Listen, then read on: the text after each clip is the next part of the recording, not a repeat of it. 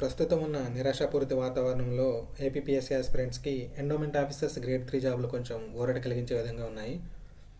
కాకపోతే ఇంకా చాలామంది ఆస్పిరెంట్స్ కన్ఫ్యూజన్ స్టేట్లో ఉన్నారు. అంటే ఏం చదవాలి, ఎలా చదవాలి, ఈ డౌట్స్తో పాటుగా మనకి వాట్సాప్, టెలిగ్రామ్స్ గ్రూప్స్లో రకరకాల సిలబస్ కాపీలు సర్క్యులేట్ అవుతున్నాయి. ఈవెన్ 2007 సిలబస్లు కూడా సర్క్యులేట్ చేస్తున్నారు. సో అసలు ఏం చదవాలనే దాని మీద చాలా కన్ఫ్యూజింగ్గా ఉన్నారు. సో వాళ్ళందరి కోసం ఈ వీడియో చేస్తున్నాను. ఈ వీడియోలో first of all genuine syllabus అంటే లేటెస్ట్ సిలబస్ ఎలా డౌన్లోడ్ చేసుకోవాలి, నెక్స్ట్ అసలు ఏ టాపిక్స్ని ఎలా చదవాలి, ఈ రెండు విషయాల గురించి మనం డిస్కస్ చేసుకోబోతున్నాం. ఓకే, ఫస్ట్ సిలబస్ డౌన్లోడ్ చేసుకోవడానికి మీరు ఏదైనా బ్రౌజర్ ఓపెన్ చేయండి. బ్రౌజర్ ఓపెన్ చేసి గూగుల్ సెర్చ్లో ఏపీపీఎస్సీ అని కొట్టండి. ఓకే, ఏపీపీఎస్సీ అని టైప్ చేసిన తర్వాత వచ్చే first link Andhra Pradesh public service కమిషన్ది, ఇది క్లిక్ చేయండి. ఓకే, క్లిక్ చేసిన తర్వాత మీకు ఇక్కడ బ్రౌన్ కలర్లో ఉంటుంది చూడండి, సిలబస్ అని చెప్పి. ఓకే, ఈ సిలబస్ అనే ట్యాబ్ మీద క్లిక్ చేయండి. క్లిక్ చేసిన తర్వాత దీంట్లో second option, okay, published on 19th February 2021. Okay, 2021 ఈ సిలబస్ని మనం డౌన్లోడ్ చేసుకోవాలన్నమాట. For the post of executive officers grade 3 in AP endowments sub service. Okay, దీని మీద క్లిక్ చేయండి, పీడిఎఫ్ ఓపెన్ అవుతుంది. ఓకే, నెక్స్ట్ ఇక్కడ డౌన్ యారో ఉంటుంది కదా, ఈ డౌన్ యారో మీద క్లిక్ చేస్తే మీకు సిలబస్ ఆటోమేటిక్గా డౌన్లోడ్ అయిపోతుంది.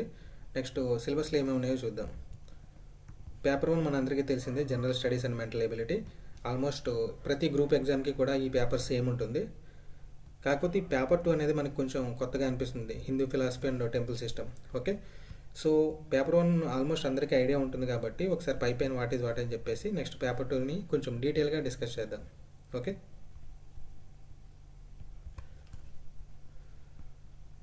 ఈ పేపర్ 1లో 12 టాపిక్స్ ఉన్నాయి. ఈ 12 టాపిక్స్లో మనకి obvious and important and very easy topics ఏమైనా ఉన్నాయంటే అవి డిజాస్టర్ మేనేజ్మెంట్.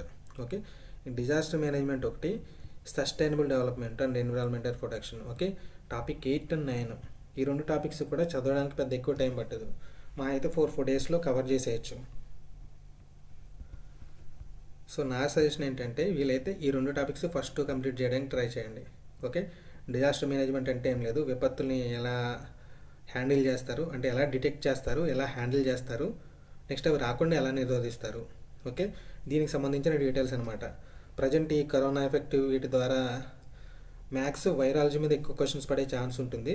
సో ఈ వైరాలజీని ఎలా ప్రివెంట్ చేస్తారు, దీనికి సంబంధించినవి. నెక్స్ట్ కరోనా బేసిక్స్ అనమాట, ఎక్కడ పుట్టింది, ఇండియాలో ఎలా ఎంటర్ అయింది, ఈ డీటెయిల్స్ గురించి అడిగే ఛాన్సెస్ ఉన్నాయి.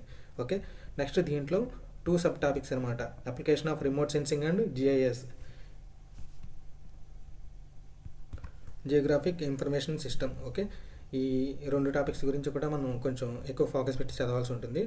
నెక్స్ట్ పర్యావరణ పరిరక్షణ, సుస్థిర అభివృద్ధి, ఇది కూడా జనరల్ టాపికే కాబట్టి ఈజీగా ప్రిపేర్ అవ్వచ్చు. ఓకే, ఇప్పుడు ఫస్ట్ నుంచి ఒకసారి టాపిక్స్ కవర్ చేయడానికి చూద్దాం. Events of national and international importance అన్నాడు, అంటే జాతీయ అండ్ అంతర్జాతీయ ప్రాధాన్యత కలిగిన సంఘటనలు అని అర్థము.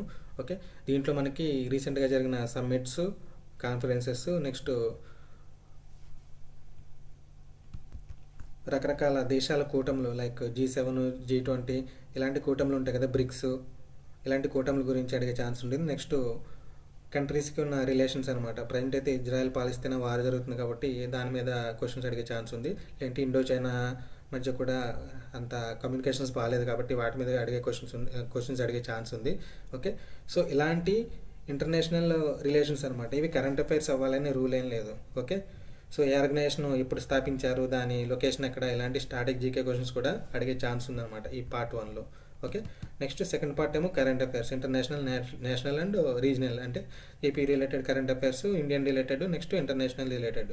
ఇంటర్నేషనల్ రిలేటెడ్ అన్నప్పుడు ఇండియాతో వేరే కంట్రీస్ గల సంబంధాలు ఎలా ఉన్నాయి ప్రజెంట్, అంటే రీసెంట్గా మన ఇండియా ఏమన్నా ఎన్ని ఈవెంట్స్లో అటెండ్ అయిందా, లేదంటే కరోనా టైంలో చాలా కంట్రీస్కి మనం వ్యాక్సిన్స్ కానీ ఇలాంటివి సప్లై చేయడం జరిగింది. సో దానికి సంబంధించిన డీటెయిల్స్ అడగచ్చు. లేదంటే మనకి oxygen deficiency, oxygen cylinders problem ఉన్నప్పుడు వేరే కంట్రీస్ మనకి చాలా వరకు ఆక్సిజన్స్ ఇలాంటి సప్లై చేయడం జరిగింది. ఓకే, సో ఆ డీటెయిల్స్, ఇలాంటి డీటెయిల్స్ కొంచెం ప్రాపర్గా చూడాల్సి ఉంటుంది. నెక్స్ట్ ఎన్ని మంత్స్ కరెంట్ అఫైర్స్ ప్రిపేర్ అవ్వాలని కూడా చాలామంది అడుగుతూ ఉంటారు. అటు ఇటుగా ఒక 6 మంత్స్ కరెంట్ అఫైర్స్ ప్రిపేర్ అయితే సరిపోతుంది. కాకపోతే ఈ స్పోర్ట్స్ ఈవెంట్స్, నోబెల్ ప్రైజెస్ ఇలాంటి ఇంటర్నేషనల్ ఇష్యూస్ ఏమైనా ఉంటే అవి లాస్ట్ 1 ఇయర్ నుంచి ప్రిపేర్ అవ్వాలన్నమాట. ఫర్ ఎగ్జాంపుల్ ఆస్కార్ అవార్డ్స్ తీసుకున్నాం అనుకోండి, 1 ఇయర్కి ఒకసారి ఇస్తారు. నెక్స్ట్ నోబెల్ ప్రైజెస్ తీసుకున్నాం అనుకోండి, లాస్ట్ నవంబర్లో ఇచ్చారు. ఓకే, సో అలాంటి డీటెయిల్స్ అడిగే ఛాన్స్ ఉంటుంది. సో అలాంటివి మాత్రం 1 ఇయర్ వరకు చూసుకోవాల్సి ఉంటుంది. Okay, next general science and its applications to the day to day life and contemporary developments in science and technology and information technology. Okay, so దీనికి జనరల్గా మన వాళ్ళు ఏం చేస్తారంటే ఫిజిక్స్, కెమిస్ట్రీ, బయాలజీ ఇలాంటివన్నీ చదువుతూ కూర్చుంటారు. అవి చదవద్దు అనట్లేదు, కానీ వాటి మీద ఎక్కువ క్వశ్చన్స్ వచ్చే ఛాన్సెస్ లేవన్నమాట. ఓకే, బయాలజీ అనేది ప్రజెంట్ ఇంపార్టెంట్, అందులో కూడా ఎస్పెషల్లీ వైరాలజీ, ఎందుకంటే ఈ పాండమిక్ సిచ్యుయేషన్స్తో. ఓకే, సో అది ఒకటి. నెక్స్ట్ టైం ఉంటే ఫిజిక్స్, కెమిస్ట్రీ చూడండి, కానీ మెయిన్ ఫోకస్ వీటి మీద చేయాలంటే science and technology and information technology. Okay, IT రంగంలో రీసెంట్గా వచ్చిన డెవలప్మెంట్స్ ఏమున్నాయి, సైన్స్ అండ్ టెక్నాలజీలో రీసెంట్గా వచ్చిన డెవలప్మెంట్స్ ఏమున్నాయి, ఈ డీటెయిల్స్ని మనం ఎక్కువ చూడాల్సి ఉంటుంది. రీసెంట్గా అంతరిక్ష యాత్రలకి బాగా న్యూస్లో ఉన్నాయి లాస్ట్ 2 వీక్స్ నుంచి. సో అలాంటి క్వశ్చన్స్ ఎక్కువ అడిగే ఛాన్స్ ఉంటుంది. ఓకే, నెక్స్ట్ 4th చూడండి, social, economic and political history of modern India with emphasis on Andhra Pradesh.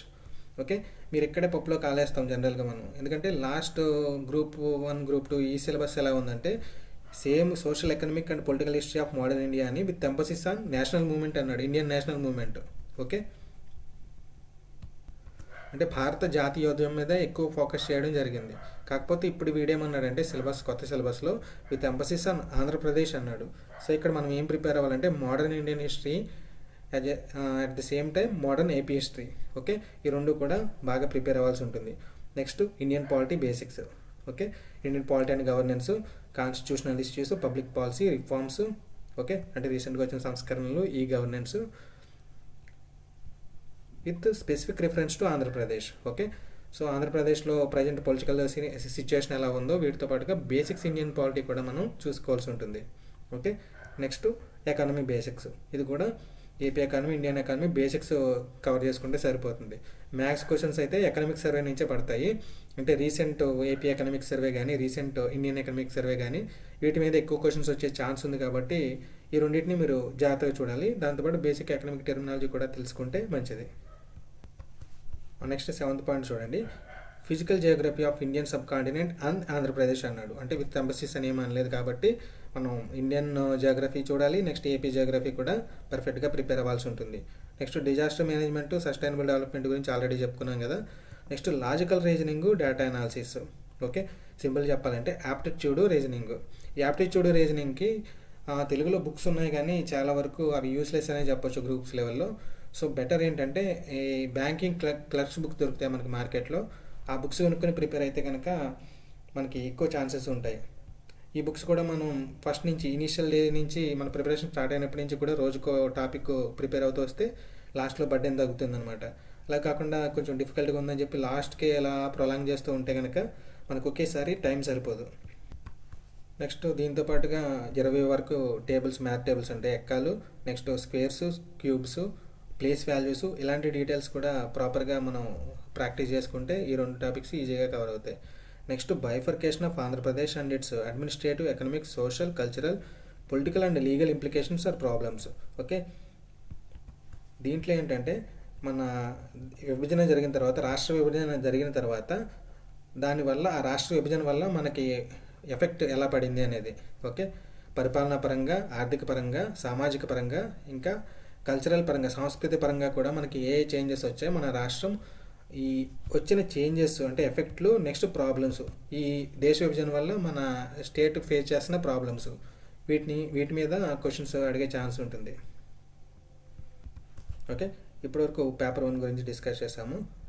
దీని మీద ఏమైనా డౌట్స్ ఉంటే మీరు కింద కామెంట్ సెక్షన్ అడగండి, ఇంకా ఎక్స్ప్లెయిన్ చేస్తాను. పేపర్ 2 కొంచెం డీటెయిల్గా చూద్దాం, ఎందుకంటే అందరికీ కొత్త కదా. ఓకే, పేపర్ 2 ఏమంటున్నాడు, Hindu philosophy and temple system అంటున్నాడు. ఓకే, మనం వర్క్ చేసేది టెంపుల్స్లో కాబట్టి దాని గురించి బేసిక్ అవగాహన ఉంటే మంచిదన్న ఉద్దేశంతో ఈ పేపర్ 2ని పెట్టడం జరిగింది.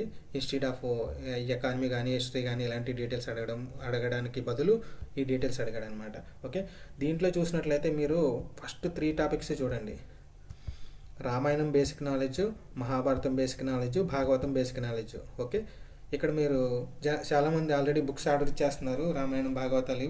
ఇవి కంప్లీట్ చేయడానికి మన జన్మలు సరిపోవు.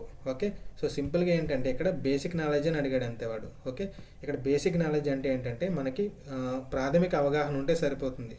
రామాయణం అంటే ఏంటి, కాన్సెప్ట్ ఏంటి, మహాభారతం ఏంటి, కాన్సెప్ట్ ఏంటి, భాగవతం ఏంటి, కాన్సెప్ట్ ఏంటి. ఓకే, మరి ఏం చదవాలి అంటే first story line what is what అని తెలుసుకుంటాం. Next different characters in Ramayanam కానీ మహాభారతం కానీ భాగవతం కానీ, అంటే మెయిన్ క్యారెక్టర్స్ ఏమున్నాయి, నెక్స్ట్ సపోర్టింగ్ క్యారెక్టర్స్ ఉంటాయి కొన్ని. ఓకే, ఫర్ ఎగ్జాంపుల్ రామాయణం తీసుకుంటే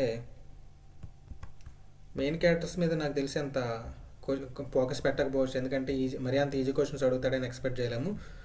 సెకండరీ క్యారెక్టర్స్, సపోర్టింగ్ క్యారెక్టర్స్ ఉంటాయి కదా, అంగదుడు, జాంబవంతుడు, నెక్స్ట్ సుగ్రీవుడు, తార, ఇలాంటి క్యారెక్టర్స్ మీద క్వశ్చన్స్ అడిగే ఛాన్స్ ఉంది. లేదంటే రావణుడి రెండవ కొడుకు ఎవరు, నెక్స్ట్ రావణుని బ్రదర్స్ ఎంతమంది, వాళ్ళ పేర్లు ఏంటి, ఇలాంటి డీటెయిల్స్ అడిగే ఛాన్స్ ఉంది.